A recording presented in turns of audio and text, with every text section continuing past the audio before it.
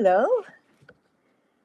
Well, this is Janet Fitch, and it is noon on Wednesday. Therefore, it is Writing Wednesday when I answer your writing questions, psychological questions, personal questions, business questions, existential questions, all the writing questions. And believe me, if you have a question, uh, everybody will have the same question, or many people will have the same questions. So I do this every Wednesday at noon Pacific, 3 o'clock Eastern, and you can write your questions in the chat as we go along. Happy to answer. And if you have questions for me during the week, send them to me at my website, janetfitchwrites.com, and I will be happy to answer your question and really do a Writing Wednesday around your question.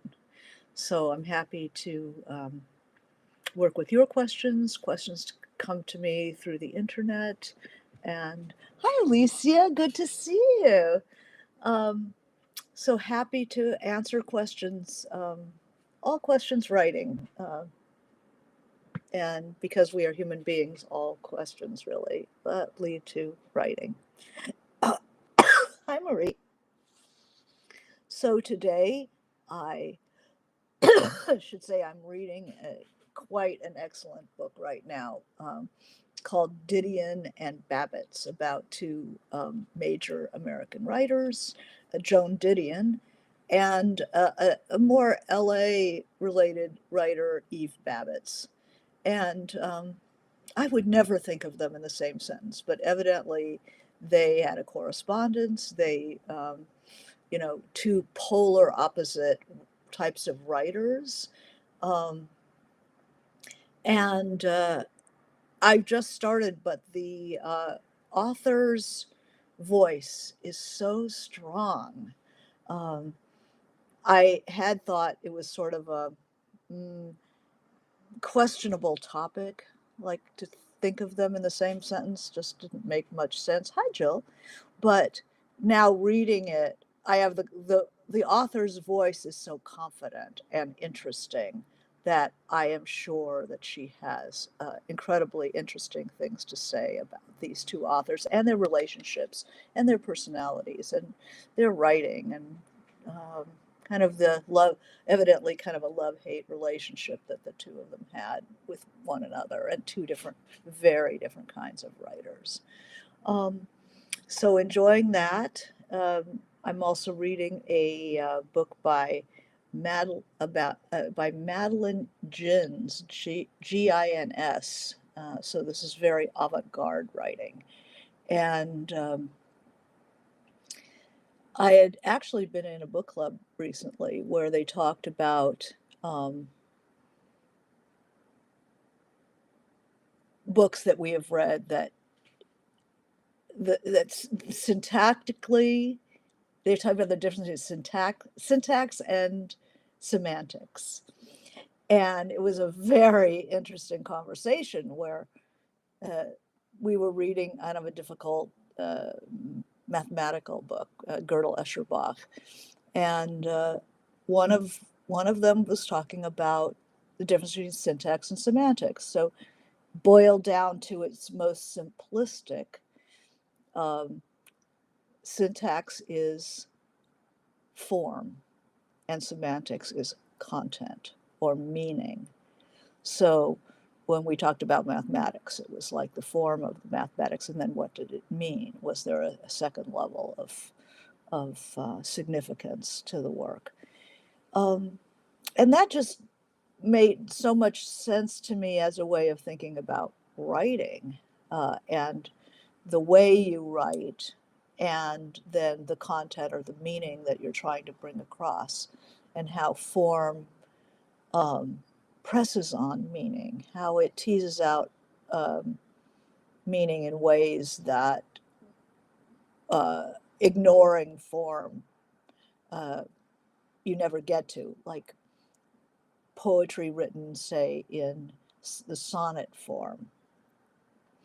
Sonnet, the constriction of the form presses on meaning and forces you to think about what you want to say. Um, you know, adding doing a braided narrative as opposed to a free form, uh, just chronological, breaking that apart. Sometimes you can get to other things when you think about syntax. Very interesting. But I was also saying how in reading, um, I always think of Mayakovsky, who was defending the avant garde, which was very avant garde during the revolution. And the revolution was becoming very conservative in terms of what art was for, what they thought art was for. It became very didactic, socialist realism. Art is for aimed at the masses, for the improvement of the masses, to kind of galvanize their revolutionary spirit or their you know, spirit of production for the future. And all this avant gardeness, all this playing with language, all this playing with form was elitist because it wasn't for the masses. The masses didn't understand that kind of art. So it was anti revolutionary, counter revolutionary to have avant garde art. And Mayakovsky said, well, he defended the avant-garde, which was really a house on fire at the time, um, as saying there's art for the producer and art for the consumer, and art for the producer is art to challenge the people who make art than for the masses. And that art, that big, art for the masses will stagnate and decline without the challenges uh, that the avant-garde art um, produces. So that in reading avant-garde art, you're stimulating the self that is then maybe all you want to do is write, straightforward realist fiction, but you can't help but be stimulated and challenged by this art that you're reading. So I'm reading this reader of Madeline Gins, Gins, which is avant garde to the max, and is giving me so many ideas, so many more ideas than a conventional novel of the type that maybe I'm writing. But it gives me that, it's like vitamins, it gives me that little can of spinach more that then I can trace through. So if you tend to write a conventional type of fiction, still it's worth exposing yourself to avant garde fiction, more challenging work, to kind of aerate the tank so you know what's possible. So then when you're making your choices on the syntactic level, uh, when you're making your choices on the formal level, you have a few more colors on your palette than you would have if you had just read people like yourself. Um, so I am. Uh, Sarah says I'm having unexpected flashbacks to linguistics in grad school now. Yeah, to be exposed to ideas and forms that you don't normally generate is super helpful to you. So Alicia has a question.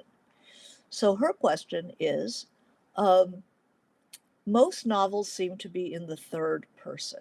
I started a book and it is first person, but since my character is a journalist, she observes a lot about others. Should I switch to third or stay in first? Well, this is every writer goes back and forth in first person, third person. Every writer will do both and then see which they like better. Um, First person is about voice. So if your character has an interesting voice, then first person is um, can utilize that voice. When you are in third person, you are in the author's voice. Um, so if your character has interesting voice, interesting take, um, then you would want maybe to, your choice of first person might be justified. If the character, that because there's a downside to first, which is your character can only see what they see, and they don't really organize the story the way a third person narrator does. Um, so, journalists generally write in third person because they're writing about phenomena, they're not writing about themselves. Um, I would say, hi, Bozena, I would say try it both ways for a chapter. See which you gravitate to. Does your character have, um, linguistically, have an interesting voice? Or are they just clear seeing? In which case, there's a lot of stuff you can get out of third person that you don't get in first. It's much more limiting in a certain way. So it depends on how interesting, um, the internal life of the character is versus the life of the story. Um, most novels used to be written in third person because the publishers preferred it. Um, Third person past tense was the literary standard. And as we have gone along and we've gotten more into this idea, everybody has to, you have to speak for yourself. You can't know what other people are thinking. Um, there's been more and more interest in first person, more and more interest by writers, in writing first person, and less prejudice by the publishers against it. First person present tense is always a red flag for publishers because it tends to be new writers write first person present tense. And it gets tiring, and the more you see it, the less you like it. Um, on the other hand, if that's the way your novel's unfolding, I would just try it both ways and see which you like. Um, Hi, Peggy. Good to see you. So, does that help? Mm, if most novels you read are in third person, take a look at them and ask yourself, why do they pick third person? What do they get out of third person? What would I not write one of their paragraphs in first person and look at the difference and ask yourself, why do you think they chose third? Um, first person present is an amateur mistake, Alicia says. Um, it can be. Amateurs tend to do that. They feel uncomfortable with the remove of the third person, where they really have to deal with this as a character and not as an extension of themselves. But for that reason, it's a good thing to try. And if you're a struggling new writer, just learning and taking things on, experiment. But definitely take a book that you like that is in third person, try it in first and ask yourself, what does it gain, what does it lose? Why do you think that the author chose third person? Because it's always a choice. um, so Sarah says, are there certain genres that tend to use present tense more? I don't encounter it much in what I read. I think um, it's an action oriented voice. It's not looking at the story as it that it's already the story that's already happened. Um, and then picking out what to tell of that story. I'm going to tell you a story about what happened in 1960, and it's already complete. Whereas first person, as present tense especially, present tense, you're in the middle of the story, the character and the author and the reader. Uh, Nobody knows what's going to happen. Whereas in third person, especially in past tense, the narrator knows what happened. And so you are getting a shaped story. In first person, everything's coming at you, and people show up who may or may not continue in your story um, in the present tense.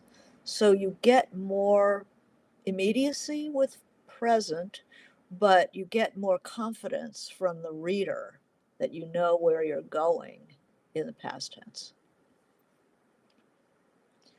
Um, Bozena says first person can be more powerful when handled wisely.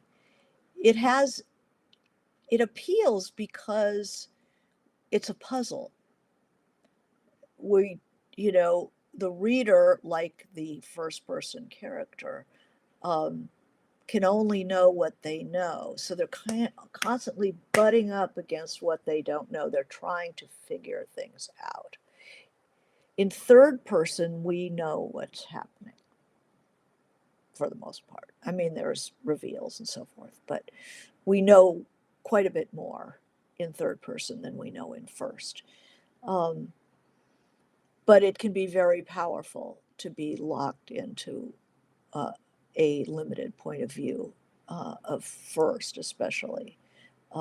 It's vivid, but it's also, it struggles to encompass the world in a way that third person doesn't. Um, I so we're talking about character. This is interesting talking about character, and we started off talking about person. Um, I got two questions out of the from came in from the interwebs today, and they're related. So I thought I'd do them both. So the first one is how do you describe character, appearance, and personality within a short space when writing fiction novels? So, fiction novels, you don't have to say fiction novels because novels are fiction. You don't have to say an ice cream frozen dessert because it's ice cream. All right. So, how do you describe character, appearance, and personality when writing fiction novels? And the other question that's related is can you give some examples of how to describe a character's personality through behavior and action instead of just self description? And this is going to be super important um, in first person because are you aware of what you look like? I mean, we're on Zoom, so we're like, there you are. But um, generally we don't think about our physical presence. Um, so in third person, it's easy enough to describe, Helen um, by the window, the light, striking her, the flat planes of her face like a Henry Moore sculpture, or pooling, on her rounded nose with a slight hook. Hi, Zunaid, good to see you. Um, so the appearance is the first challenge, especially in first person. The old tired thing of going to the mirror, and you wake up and you're looking in the mirror, and my normal 30-year-old face, um, you know pasty, uh, with the folds from the blanket, my hair, I'm ready for a touch up, my chestnut is beginning to, show its brown roots, etc. I mean, in third person, it's pretty easy. In first person, you know, you have to decide how you're gonna catch yourself in a window. Try to avoid the big mirror, evaluation. They catch themselves in the mirror, but you include personality because that's the other question is how do you describe personality as well as appearance? And in fiction, everything has to relate to the character, who they are. So character isn't a name. A character is a physicality. First of all, human being, we have bodies and stuff. And the reader wants to be able to picture them. So um, I think that you catch a reflection in a mirror or you catch a reflection on the street. Sometimes it's kind of surprising when you see yourself reflected in a window and you don't look anything like you thought you did. Um, I'm shorter, older, fatter, it's grayer, or whatever. Um, or or this coat is too bright for my palette complexion or whatever. Um, you can do it by people's reaction to your character. So I use that a lot. Um, I have a character who's was described by a landlord as, he would call her Ava Gardner. So we know that she looked like Ava Gardner, that she was sort of a sexy brunette. Um, you can have them in looking at somebody else, and then, my sister's hair, always was more, uh, had more of that golden glow that our mother had, whereas I was the mousier one. There's wonderful descriptions in, um, trying to think, I read so much, I'm just trying to, um, where a character described, oh, it was in the Baudelaire Fractal, one of my favorite books, and a first person, very internal, but she defines herself physically early on as undersized, mousy haired, glasses, um, in a very, uh, it's not here, it's upstairs, um, in a very succinct way. So these are little brush strokes. You don't have to sit and do a complete portrait of somebody's physicality because it builds. You'll have a little brush stroke or two, and then you'll have another one, another one. If you have I have a character who's walking through a flea market in Italy, and the vendors are calling out to her, and you can tell in the deference that she's an older woman, um, that they're choosing her in particular. Uh, she thinks she's just dressed in a skirt and sweater, but clearly it's a nice skirt and a nice sweater, the way the vendors are talking to her. And one vendor, here I go again, calls her out, Senora, oh, Vanessa, hey, Vanessa Redgrave. You know, she's, and she can say, Redgrave married an Italian. Nobody ever did this until Redgrave married an Italian when she was already silver haired. So instantly we get a little portrait of her without her having to look in a mirror and look at her, gray hair or whatever. Um, I have a character who is in a bar talking to some guy, and this is first person. She's talking to some guy, they're getting drunk, and she stands up. They're going to go dance. And she stands up, and he's a little taken aback at my height.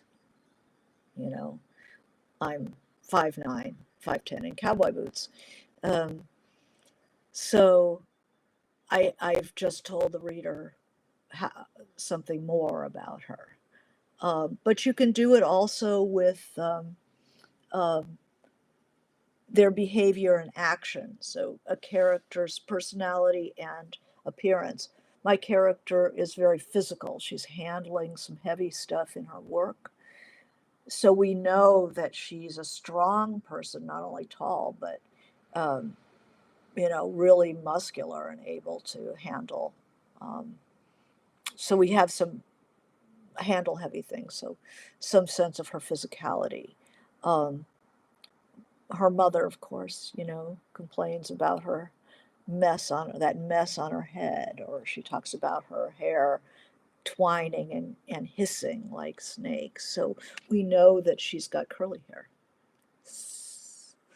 Um, little bits like that.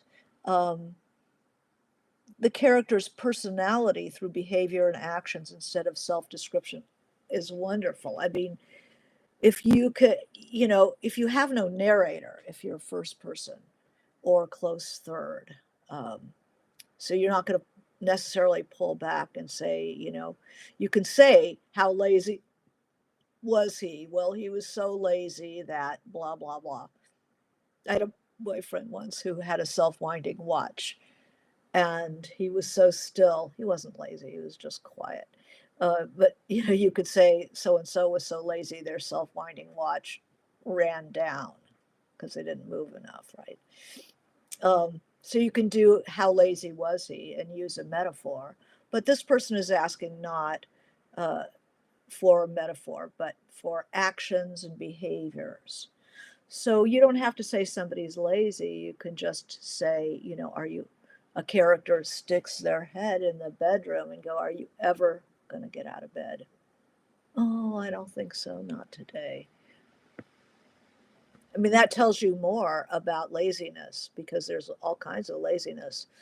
But the person who won't get out of bed is not, I mean, that's bordering on depression. That's not just laziness, or it's a refusal.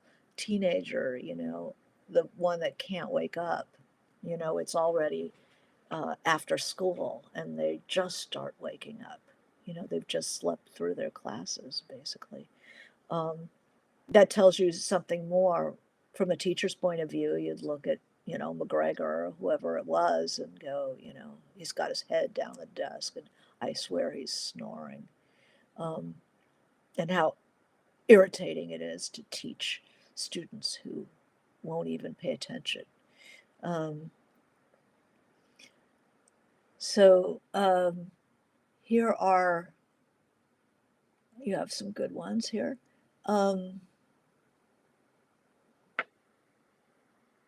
Let's see.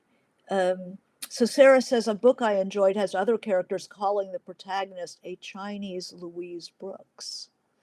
It was set in the 20s, so very appropriate. Anna May Wong, was it? Um, so you instantly see that she's Chinese and that she's, a flapper and probably has that short hair. And it gives you a whole rundown.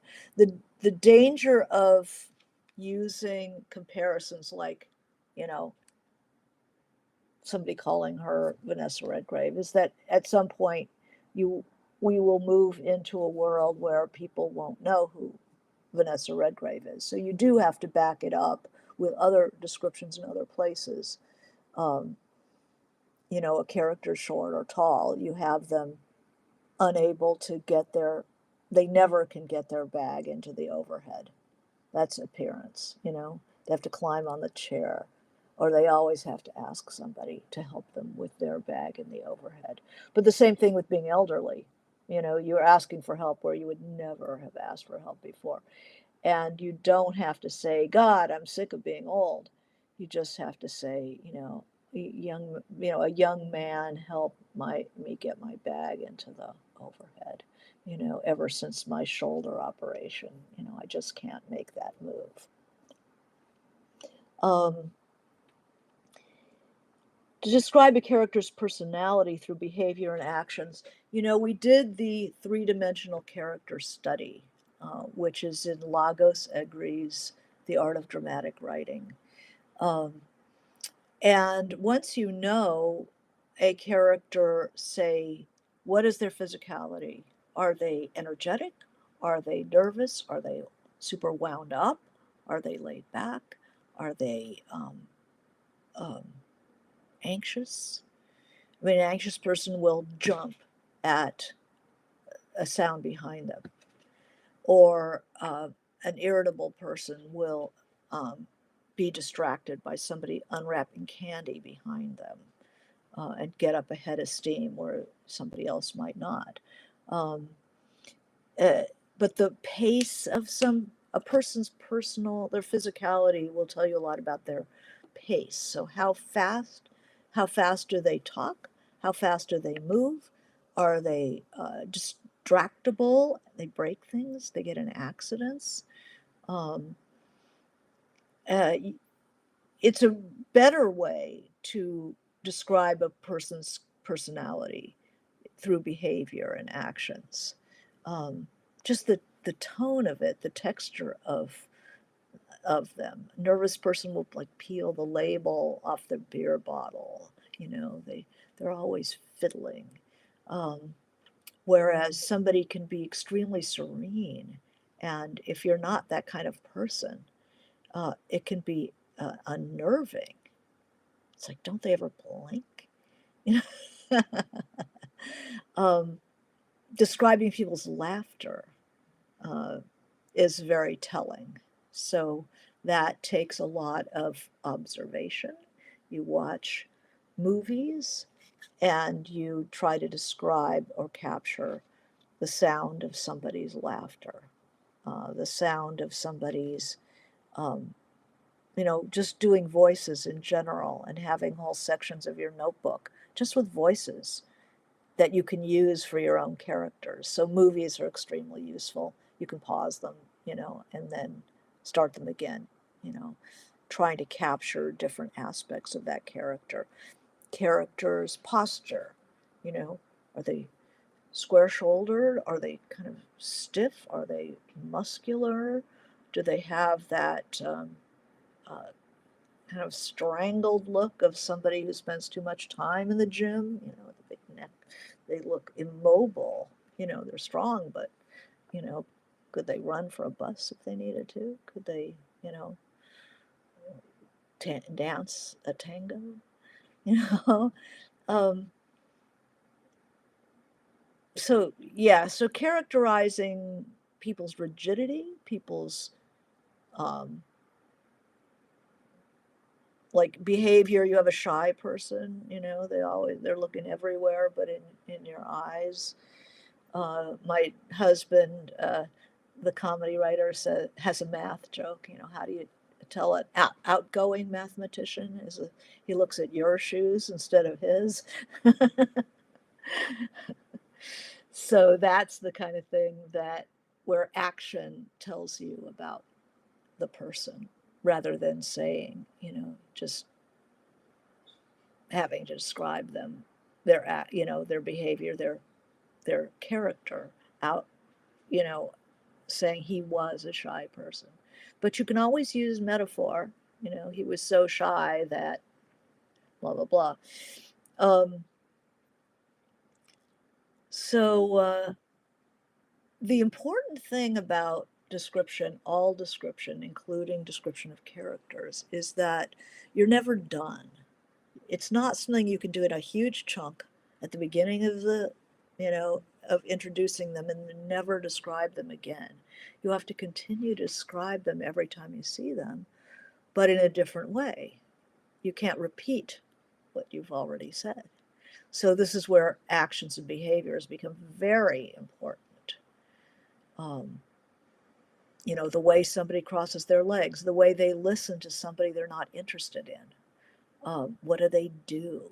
So this is, uh, definitely work with movies and TV shows and stuff where especially movies, where you're seeing people in action all the time, and stop and challenge yourself to describe that action. And then it doesn't necessarily mean you're going to use everything you get, everything you have in your notebook, the writer's notebook, the ring binder, but you've done the work, you've lifted that weight, and you get stronger at being able to do it every time you do it. There was a question that I had about AI, and what should I use AI for description? It's very hard for me to describe things. And I'm like, never use AI. That's not writing, that's copying. Also, you don't want to train it on your stuff. You know, you know hold the line, guys. Um, and then, learning to describe things. So you have to learn to describe, use the senses, and the same thing with describing character. You have to think of who they are, and then how would a person who is like that walk, talk, sit. How does a person who is bored sit?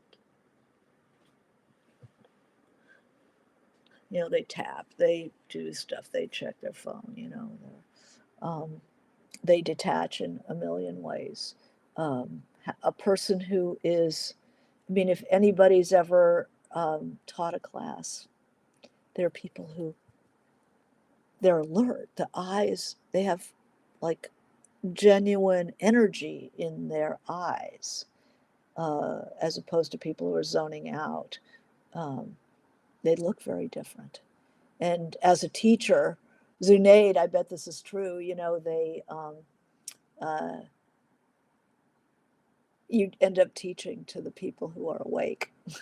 And the other people are just furniture after a certain point. Um, uh, so here are some. Uh, Zunaid says, enjoying the debut novel of Hal Ebbott's Among Friends. And he quotes, this is me, avoid diagnosing your character. Show us who they are and how they react. Yeah, show them emotion. Um, yeah, I avoid, you know, uh, oh, my cat. Oh, well, he can sit for a while. He's kind of a taskmaster here. Um, yeah, I would rather see characters in action and doing things that show you who they are. Um, let's see, how to describe characters' personality through behavior and actions. Yeah. And then describing characters' appearance is always, it's a job, it's part of the job. You have to show who they are physically. I tend to avoid like things that don't show character. Somebody having blonde hair, so what? How does that show anything? You know, whereas blonde hair, dark at the roots, tells you something. A beautiful girl is the hardest thing in the world to describe because it's been described a million times, and all that symmetry and big, beautiful, blue means nothing. It gives you nothing. Whereas if you have a beautiful girl with a chipped tooth, you can picture her. You can picture a kid who's fallen on a bicycle, an active person, a a person perhaps with either somebody who's so confident in their good looks that they don't fix that tooth. It just becomes part of them or a part between their teeth. They don't fix it because um, it's part of them. I know the model Lauren Hutton has a big gap in her teeth, and they used to make her cap to get rid of the gap, but she didn't like it. She never got it fixed because for her that was her. There's a million pretty girls, and I don't care to be one of them. I don't care to be perfect. I don't care to be featureless. I am asserting myself. And Ali McGraw with that chip tooth. I mean, um, she had chip tooth, or she had, anyway, something. Remember, her teeth weren't straight. Maybe there's a overbite or something. And it's like, I'm confident enough that I do not need to have perfect teeth. On the other hand, a chipped tooth that just is allowed to go on could be a marker for poverty. You just can't afford to have that tooth fixed. And so she was a pretty girl, working in the diner with a chipped tooth. Um, so Sarah says, writing exercise, imagining Janet's cat as a person. Oh God, the bad boyfriend. Janet's cat, first person or third. First would be so boring because all he does is eat, want to go in, want to go out, try to kill something. Um, mm, Maybe a little bit more of a life, but in third person, very interesting. That's funny. So I have one more question that had been to talk about. Would you ever want to write a book about writing books? So I assume that at first, I thought, you mean a novel about writing novels? And then I realized, oh no, they just meant a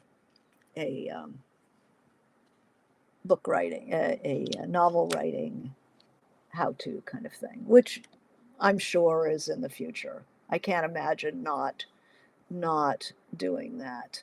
Um, but I think about novels about writers and about um, writing novels. Oh, that is interesting. Always, sometimes I think there are too many novels about writers because people have never done anything else, you know. Novels about writers because people have never, you know, done construction or they've never um, sewn clothing or worked a job, a straight job or whatever. A little too much insertion of self. But there are wonderful books about writers. Uh, and some came to mind, novels about writing novels.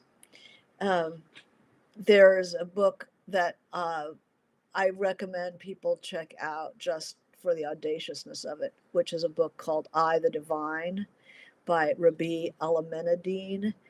Um, and it's all first chapters. It's a writer struggling to write a novel, and he just keeps starting over and writing a different opening, first chapter. The whole thing is first chapters, and he manages to tell the whole story as the first chapters accumulate. It's brilliant and about writing. Um, uh, All Fours, the new Miranda July, is about a writer who um, gets some money and is supposed to do one thing and ends up doing another. And her book, It Chooses You, that I've read recently, which is interesting on the syntactic, the formal level. It's nonfiction ish, but it's a writer who is having struggling writing what they're supposed to be writing, so they end up writing something else. Um, and I think most books that I like about with writers as the main character are writers who are struggling to write something and then end up writing something or doing something very different or writing something very different. Erasure by Percival Everett is about a writer who can't sell what he really does, and he gets very angry at what is commercially acceptable. So he ends up writing, what he thinks is the worst novel in the world, and then it turns out to be a great success. Um, Bright Lights, Big City, writer swayed by boring job and addiction and an obsession with an ex girlfriend. Fun movie, Alicia says. Um, Sarah says, so you're saying you would strongly consider writing a craft book somewhere down the road? Oh, yeah, it's bound to happen. It's just figuring out the voice, how I would tell it. I'm not big on rule number 10 rules to govern your life. It's like, really? Um, I think about The Wonder Boys, which is a book about writer's block. It's a block writer, and that's a big subgenre of writer books, major sub, subgenre. You could probably say it is the genre. Writer books, people who can't write. And Wonder Boys is about a guy who has writer's block, and he's writing and writing and writing, and he can't get it to cohere. And that's the worst kind of writer's block. I've been there. And then there's a kid in his class who's like the native genius, and he kind of gloms onto that. That's a classic, Wonder Boys. Starting over and over again sounds like Gertrude Stein, like Cubist, the I, the Divine. Yeah, it is sort of Cubist. I never thought of it that way. Um, Wonder Boys, Alicia says, great one. Um, then I think about The Golden Notebook, which is a very interesting book about, I don't know how it holds up, but I read it during the great journal writing period in the 70s, the Progoff journal method. Um, and we were in love with Anais Nin and her journal and the Ira Progoff, I forgot what it's called, um, but it was a journal fad, fashion, fad. The journal is never a fad, but there was a real interest in the journal. Um, and the Golden Notebook is a character who takes various parts of her life. She's a very unintegrated person. So she keeps different parts of her life in different journals. And then the Golden Notebook is a, an attempt to integrate the personalities.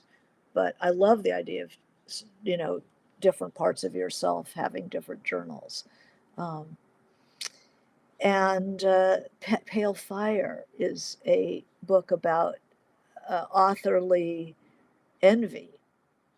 So the translator, or the translator, the editor of a book of this poet's work, and the book is all in the footnotes as this guy starts to reveal his uh, crankiness and enmity towards uh, the other people who are academics around this poet. Definitely a must read. Pale Fire by Vladimir Nabokov. What else? Books about writers. Well, there's Misery, right? So Stephen King gets his writer and fan relationship. That's a good book. Um, I think there are lots of books that have that self-referential self. There's a name for it. Self-titled character who takes the same name as the writer. God, I read a Paul Auster like that recently. City of Glass, I think. Um, Not for me. It's a little too meta. It goes back and forth, but people like that kind of thing. Um, but there are writers, books that usually a writer between books or dissatisfied with their life, look what happens in Death in Venice. And that's a writer just kind of looking for renewal and ending up dead. No spoiler. That's a book worth reading. Um, I like books about work. I like books where people actually do things, make things. I think that writing is not a very interesting subject for fiction, the actual act of writing.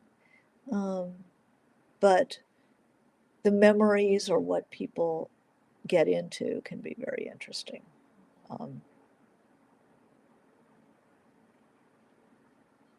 what are your favorite books about writers or writing?